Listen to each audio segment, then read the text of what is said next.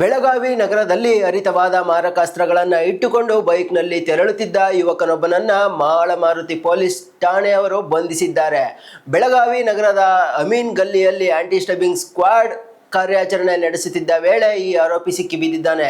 ಬಂಧಿತ ಯುವಕನನ್ನ ರೆಹಾನ್ ಇಸ್ಮಾಯಿಲ್ ನಫಾದ್ 20 ವರ್ಷ ಎಂದು ಗುರುತಿಸಲಾಗಿದ್ದು, ವಶಪಡಿಸಿಕೊಂಡಂತಹ ಆಯುಧಗಳು ಆರೋಪಿಯು ತನ್ನ ದ್ವಿಚಕ್ರ ವಾಹನದಲ್ಲಿ ಕಬ್ಬಿಣದ ಕೊಡಲಿ, ಚಾಕು ಹಾಗೂ ಕೊಯ್ತ ಸೇರಿದಂತೆ ಹಲವು ಅಪಾಯಕಾರಿ ಹಾಗೂ ಹರಿತವಾದ ಆಯುಧಗಳನ್ನು ಕಾನೂನು ಬಾಹಿರವಾಗಿ ಸಾಗಿಸುತ್ತಿದ್ದ.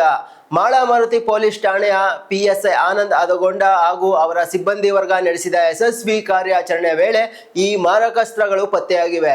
ಪೊಲೀಸರು ತಕ್ಷಣವೇ ಆರೋಪಿಯನ್ನ ಬಂಧಿಸಿ ಆತನು ಬಳಸುತ್ತಿದ್ದ ಬೈಕ್ ಹಾಗೂ ಮಾರಕಾಸ್ತ್ರಗಳನ್ನು ತಮ್ಮ ವಶಕ್ಕೆ ಪಡೆದುಕೊಂಡಿದ್ದಾರೆ. ಈ ಕುರಿತು ಮಾಳಮಾರುತಿ ಪೊಲೀಸ್ ಠಾಣೆಯಲ್ಲಿ ಪ್ರಕರಣ ದಾಖಲಾಗಿದ್ದು, ಆರೋಪಿಯು ಈ ಆಯುಧಗಳನ್ನು ಎಲ್ಲಿಗೆ ಮತ್ತು ಯಾವ ಉದ್ದೇಶಕ್ಕಾಗಿ ತೆಗೆದುಕೊಂಡು ಹೋಗುತ್ತಿದ್ದ ಎಂಬುದರ ಕುರಿತು ಪೊಲೀಸ್ ತೀವ್ರ ವಿಚಾರಣೆ ನಡೆಸುತ್ತಿದ್ದಾರೆ.